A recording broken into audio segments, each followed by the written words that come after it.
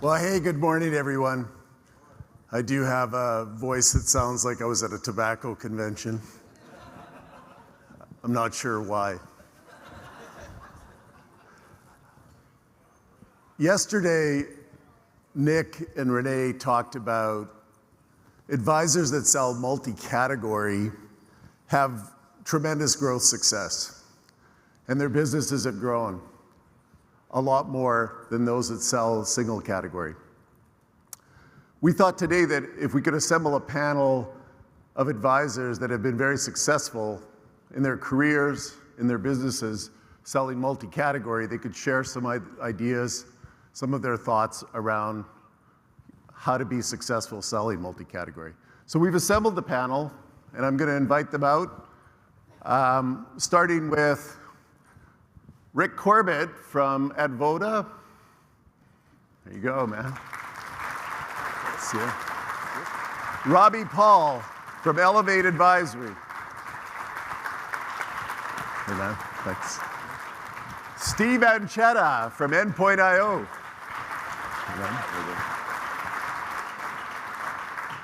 And Eric Ludwig from Rise Technology.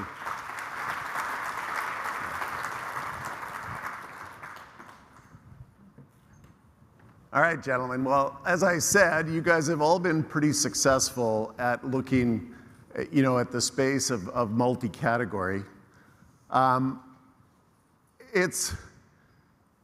There's a lot of elements to being able to sell multi-category. And I think what we'd love to get out of this panel is really an understanding of how you approached it, how to be successful at it, and some of the strategies that you guys have used over the years. So Rick, let's start with you. Share a little bit about your journey. You've been in the space, like you told me you've been in tech for 30 years. I think you started when you were 10 then. Yeah. Well, you guys were not very sympathetic to me back there. I didn't, 30 years and 20 of it spent building out network infrastructure that supports the cloud today. And, I eventually had responsibility for all the channels, enterprise and wholesale, and the indirect channel. And when I transitioned out of those leadership roles, I chose to go into the indirect channel because of the huge opportunity, the exploding growth that was there. And it turned into the firm that we're at now, at Advoda Technology Solutions. But it shaped what we did, that 20 years plus. It's turned into a consultative sale. We are constantly positioning ourselves to earn the right to ask for a referral. So whatever we're doing, we are advocating for the client. We're understanding the client objectives. We're keeping those as primary. We are looking to improve the customer experience. Those are priorities all the time. And suppliers are crucial in that equation, of course, but it's about a client-first approach from that perspective. It could be an individual approach, too, in the sense of what's in it for them, for that individual. Are they trying to accomplish an individual win within the environment that they're in? They could be trying to gain efficiencies, could be trying to impress a C-level that they report into, or it could be a C-level who's trying to drive a new strategy. But either way, it's about those client business objectives.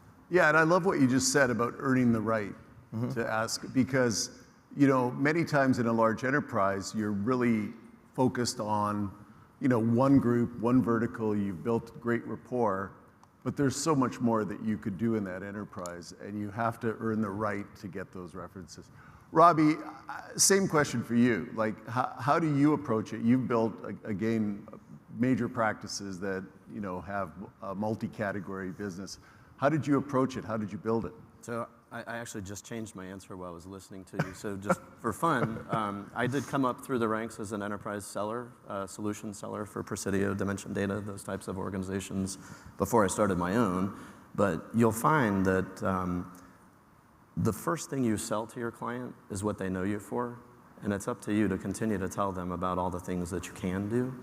And if you focus on, I love what the guy from Verizon was saying. I didn't catch his name, but it is a business outcome. People don't buy network because it's cool. They buy it because it supports an application that helps them research data to create actionable insights. There's things that they're doing to drive their business, either grow revenue, reduce cost, grow shareholder value. All those things that you're responsible for as a CEO. Those are the things that really matter. So ultimately, Renee put it really well yesterday. It's solution selling. That's what you're really doing. So as you kind of look at, if I have a single area that I'm really good at, start looking for technology adjacencies that are close, that are easy, that you can have a similar conversation, and always be looking to build out the overall sale so that you're helping them accomplish the entire objective, to your point. So. Do you see that the buying behavior is looking, for an advisor to bring more? I mean, we hear that a lot. Is that your experience? Yeah, I think so. They're looking for someone they can trust that has a good, solid picture of the overall objective for the client. So if I have a person that's working for me in sales, you damn well better know their industry and the company so that you know what's governing the industry and what's specific to that company that are their big rocks they want to carry forward, in this particular, phase of their business so that you can help them accomplish that. Yeah, makes sense. So Steve, I love your story. You've been running Endpoint now for quite a while, and it's largely been a telecom-based organization. Yep. And then you pivoted and started selling software recently, and your growth has taken off. I'll let you tell the story, but it's been really inspirational, I think, for a lot of people. No, I appreciate it. I think when it comes to the approach that we took. Sorry, my beard.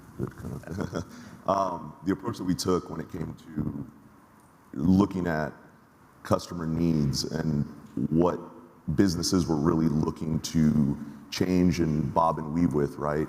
Telecommunications is telecommunications. It's been here forever. It'll be here forever.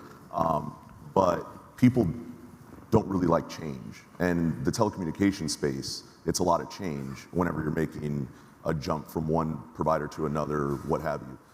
You can sell the value of it, but how many times are you able to sell the value of something like an internet circuit, right? When it comes to SaaS, there's a lot of moves and changes and things that customers look for when choosing the right partner. Those conversations are much easier and well received from an IT leader. So that kind of shifted our business completely and made us focus on SaaS first. What we found was really interesting. Once we started going after SaaS deals predominantly, the telecommunication deals we started backing into them. So it actually grew that business as well, unbeknownst to us when we took that approach, because customers saw what we can do here and want to do it there. Interesting. So you didn't take SaaS to your base of telecom. You decided to go SaaS first and attack an entire new segment, basically, and then bring telecom to them because that's your comfort zone. Yeah, we did that, and then obviously we did go to some of our base, but it was more of just a notification type. It wasn't us saying, hey, let us help you with this. It's, hey, by the way, we do this as well. And some of our biggest SaaS deals that we've gotten in the last 6 months have been doing just that. And what we find is, for some reason, once a client starts buying SaaS from you, they also start seeing you as their true advisor. And we say no to more business at times than we say yes to. What I mean by that is I have customers who hit my team up for things that we don't do, and we have to be the ones to tell them, oh yeah, that's not in our wheelhouse, which is fine. I'm happy to do it. But it creates more of that synergy between us and the customer, where in telecommunications, I never saw that as much. Yeah, interesting.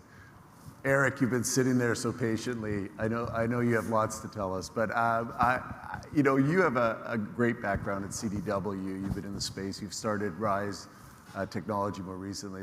How do you guys approach, or when did multi-category really catch your eye as something that had to happen? Sure. So my background, even before CDW, was at AT&T, and I was one of the early adopters of their hosting business. And you can't sell hosting if you don't know more than one thing. You can't be a telco guy and sell hosting. And you can't sell hosting and only know websites. You have to know the entire application stack, or at least a little bit of it, so that you don't look like a fool in front of clients. And so for me, it was a natural progression as we started our business at CDW. And really, CDW is probably one of the largest, if not the largest VAR in the world. And so when you're operating an agency inside of a large organization, you have to be cognizant of what other people are trying to sell, and more importantly, of where manufacturers are investing and flattering CDW. If Cisco is investing $100 million in the business, well, you better sell Cisco. And so for us, it was finding these, Robbie, you mentioned adjacencies. It was finding these adjacencies. For example, offering clients the ability to transact the way they want to transact. So do you want to buy, capitalize, depreciate, and manage? Do you want to buy, capitalize, depreciate, and have someone else manage? Do you want to buy it all as a service? And I think for us, it became a natural flow to a conversation with a client to say, there are options for you as a business. Let's talk about what your goals are outside of technology. Let's talk about your financial goals. Let's talk about where you have existing investments and how we can flatter those investments with technology suppliers. And then have that conversation about in-source, outsource, in-task, out-task. And I think clients are really warm to that kind of conversation, because rather than you talking to them, you're using 2 ears and 1 mouth, and you're listening first, and you're talking second, which I think in the legacy telco space is not an easy thing for telco sellers to do. They tend to maybe talk a little bit more than they listen. Yeah, and I think a lot of people try to lead with a product as opposed to, trying to understand and then introduce products later in the conversation. Agreed. Yeah. So, interesting perspective. Like if you think about advisors that are kind of starting to, move out of their wheelhouse a bit and try to go into another space or sell adjacent products, like what are some of the tips you would give them? Well, I think Alex gave us all a great tip. Find another path. And it's not easy, and you're going to be scared. And you may not have all the answers, but that's okay. I think number one would be willing to admit that you don't know the answer, but that you have a commitment of excellence to your client, and you have a curiosity where you'll go find the answer. And so number one is to maybe look at a category or two. We used to always say we are a mile wide and an inch deep. We could talk about all kinds of stuff across the entire advisor continuum, but you start getting in deep in bits and bytes, we might have some challenges. So I think it's important for us to identify where we're learning, be honest with our clients, glom on to a couple partners that you feel confident with, and technologies that are adjacent to what you already know, and then go a little bit deeper than an inch and feel confident, but be honest and be willing and vulnerable to say, yeah, I don't know, but I'm going to find an answer, and I'm going to give you an honest answer, even if it's not the answer that you want to hear. Yeah, look, I think you've nailed that, right? Like you don't have to be an expert to venture into new categories. You just have to be able to feel confident to have the conversation, and it's okay to say that I'll do some research and we'll figure it out. Rick, same question. Yep. When you venture out of the wheelhouse, what advice? Well, I think one thing to carry forward is that all 4 of us said, understand your client's business. Be the trusted advisor in understanding their clients, your client's business, so that you can know how to position, know to support them. And Eric talked about making an investment in them that maybe you don't get paid for. You're sharing information, you're providing information. Another thing, and I'm not saying this just because it's an AppDirect event, but leverage your resources. AppDirect has resources for us to use. If you're an inch deep, leverage the resources that are available to you at AppDirect. And don't be afraid of that conversation. There's the imposter syndrome that can go on, which anybody who doesn't know it, you should look it up. It's a great coaching tool and thing to call out of coaching your people not to be afraid to be in that position. They deserve the right to be in that position if they've earned that relationship with their clients. So there's a lot to that, but it's investing in your people and focusing them on those adjacencies that they talked about. And you don't know what those adjacencies are unless you know their business. Yeah. And you know, I mean, you mentioned AppDirect in terms of the resources, and we do have a deep bench. I think we now have over 25 product sales specialists that, you know, that everybody can lean on and use, and especially if you're moving into areas that, you know, you're not that familiar with. That's why this team exists, right? And so that makes a ton of sense. Steve, if you were, you know, to look at it now and say, man, you know, there's one product I wish I really would have started selling sooner, like this is making me a lot of money, what product would it be? I mean, my obvious answer is SaaS, but I'll go a little deeper than that. Honestly, Microsoft licenses. Microsoft licenses have become the bulk of our SaaS business in the introductory fashion. So we start with that and then kind of grow it out once the client is able to see and get a feel and grasp for the marketplace, right? And I feel like that has opened up not only additional opportunities there, but also multi-category opportunities as well. Because what we found was that the partner that a client chooses when procuring things like Microsoft licenses, which is something they use every day, when they're looking for a CSP to partner with, there's a couple key things that they're looking for. Number one, it's support, right? That's a huge one. Number two, I would say, is ease of transaction. And then number three, which to me is the most important, where I feel like AppDirect has really put us in a good position to win, is aggregation of other products similar, right? I compete with a lot of other CSPs that are out there. And one of the things that I hear from customers that we easily win over is that they're coming over specifically because their old CSP was not able to do anything past one or two SaaS products. Having that entire catalog, I think, is what makes those wins much, much simpler. So, and the last piece of it is that those transactions are usually pretty large, which obviously, as an advisor, you like that. But it's very interesting. You might have a customer that spends 10% on telco to the 90% on SaaS products, and you wouldn't know unless you had those conversations. I didn't know for the first couple of years of my career, right? So yeah, that's really what I wish I would have sold earlier. Robbie, what about you? If there was something you could have started selling earlier, what would it be? I think security. Yeah.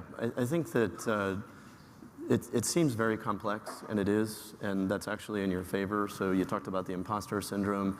Nobody has a handle on all of their security. The truth is that there's a new vulnerability, a new attack vector every day that someone comes up with, and the customer doesn't know. Your job is not to be an expert for everything. Your job is to be able to find the expert, understand. If you're going to be an expert in something, be an expert in their business. Understand what they're trying to accomplish. In this case, for security, it's about risk and risk avoidance.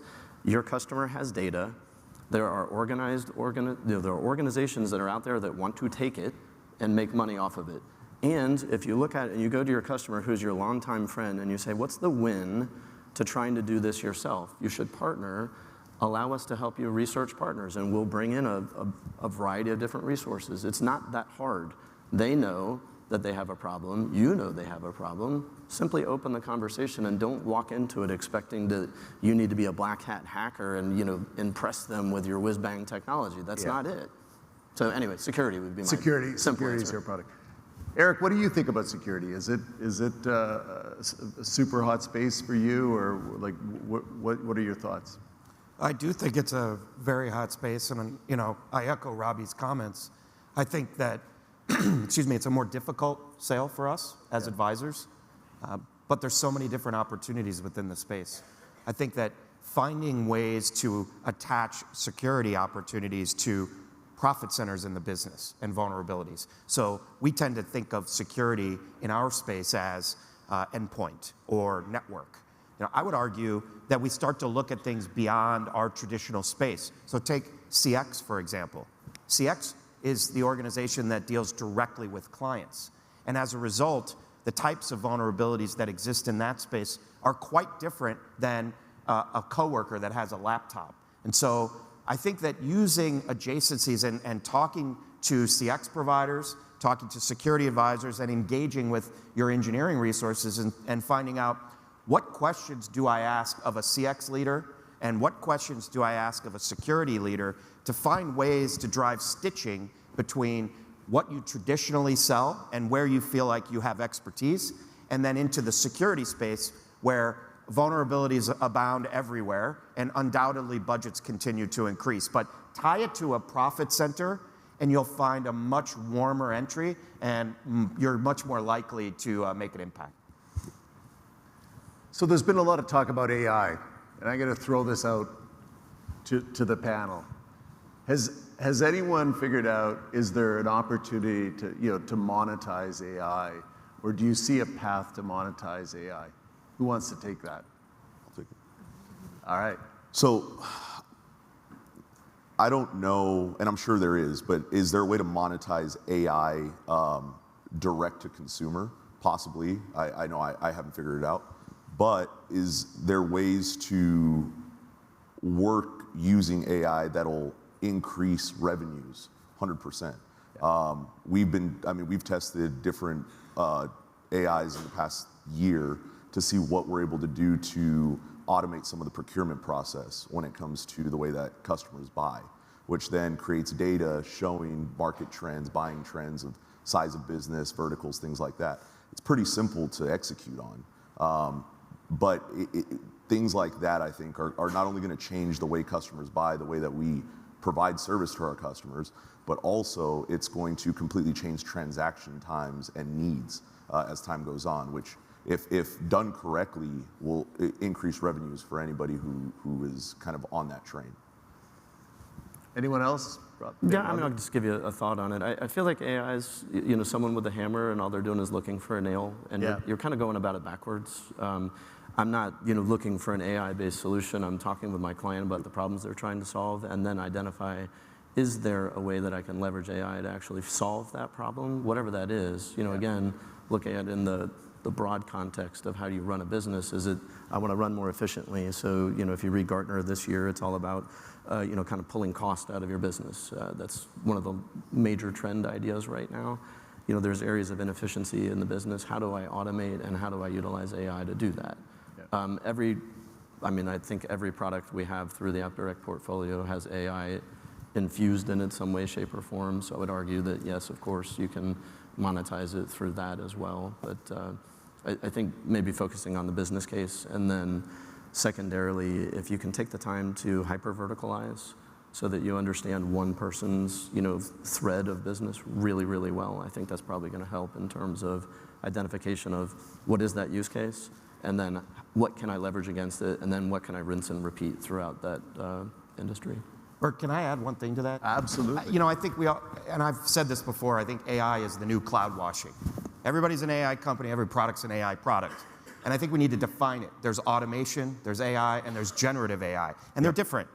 You need to find a needle in a haystack. There are technologies that will help you do that. And undoubtedly, there is the ability for us to add value to an organization by helping a client understand, how do you find a needle in the haystack and people are on the phone on hold fewer times? How do you enable an agent so you make every agent your best agent and you can have repeatable processes that work? How do you enable self-service? I'm one of these people, if I never talk to another customer service agent in my life, clearly because I can't talk, excuse me, I would be happy as a lark. Yeah. And so let's enable our clients, let's meet them where they want to be, and through the AppDirect portfolio, we have a laundry list of products, whether it's in infrastructure, whether it's security and threat hunting, whether it's in the customer experience and enabling agents, agent experience, after-action call surveys, customer self-service. There are opportunities everywhere to save costs as we move dollars from parts of labor and into technology. And so, without question, all of us should be taking advantage of the opportunity, because I think it's a small window, and right now we're one of the few people that know what we're talking about. Yeah, that's a strong answer, and I think very, very, very fundamental. Well, look, we're coming up on time. I love closing off these sessions with what's a nugget, what's a takeaway that you want to leave everybody with. So if you're going to start selling multi-category, let's quickly go through it. Everybody give one takeaway that you'd want to leave with everyone. Let's start with you, Rick. Sure. Go to where your customer communicates inside their culture. So one of the one of the spaces to do is understand whether they're communicating internally on Slack or Google Chat or Teams, and look to be embedded within that as if you're meant to be there and become that trusted advisor. If you're part of that conversation, you understand their business. Folks are not communicating, they may be communicating over email, but not in the casual sense that they are over chat and back and forth. So look to embed yourself from that perspective, and you'll gain integration into their culture and be that trusted advisor. Great. Got it. I've mentioned it before. I think that kind of evaluate your business. What do you do well today? Identify a nearby adjacency. Don't take a full 180-degree turn and try and do something completely different. Start with something that's close to what you do today. I'd also say that everything I've ever learned, I've learned from a customer. Your customers love to tell you things. They want to talk. If you find one who's smart, sit down with them, ask them to explain it to you, and then you become the expert because you have someone, and then you have a reference ability that says, by the way, this customer does it this way. Have you considered it? Now you're providing value by leveraging what you have, which is multiple relationships across multiple organizations, which most of your customers have one environment that they're familiar with. They don't get the visibility that you have, that you can kind of offer a broader perspective. Yeah, great insights. Steve. Just go do it. I mean, it's in our industry, because of the way that we communicate, the way that we speak with clients, the way that we speak with each other, we tend to overthink, and almost to a fault. Like, we sit there, should I, shouldn't I? Just go do it. It's not hard. You have the support, you have the people, you have the list. Just go try it. You're gonna make mistakes. We did when we first did it, and we leaned on the right people at AppDirect to help us through those motions, right? And then after a while, like, if you talk to me about things like Microsoft and Adobe, DocuSign, Zendesk a year ago, I would have no idea how to have the conversation with you. You talk to me about it now, and I could sell it to you, right? But it's because I leaned on the right people early on, and then I just went and did it. One day I was just like, you know what, I'm gonna go sell this SaaS thing, see what it's about. And then we went into it, and it worked, right? So that's what I would do. That's fantastic. Love it. Eric, bring us home. Yeah, so 2 sports analogies. You'll appreciate it as a Canadian. Go look at where the puck is going, not where the puck is, and try and talk about what's coming. But don't forget where you came from, and anchor to that. And I think the other example is Alex gave a great talk today. He said he's scared of these cliffs, these sheer cliffs, but that doesn't stop him from trying. But he prepares, he trains, he uses a rope when he needs to use a rope. But maybe there's a path where you don't need a rope, and maybe that path is actually easier. And so, well, I agree with my colleagues on the panel. Engage with your resources, use that rope to be comfortable, and when you're ready, take that other path. And it's scary, but hey, we're not gonna fall off a cliff and die. We might bomb a sales call, but we're not saving lives here, and let's remember that, and go take a risk. Fantastic, you guys. This has been really great. I'd like to thank you all. Big hand for this panel.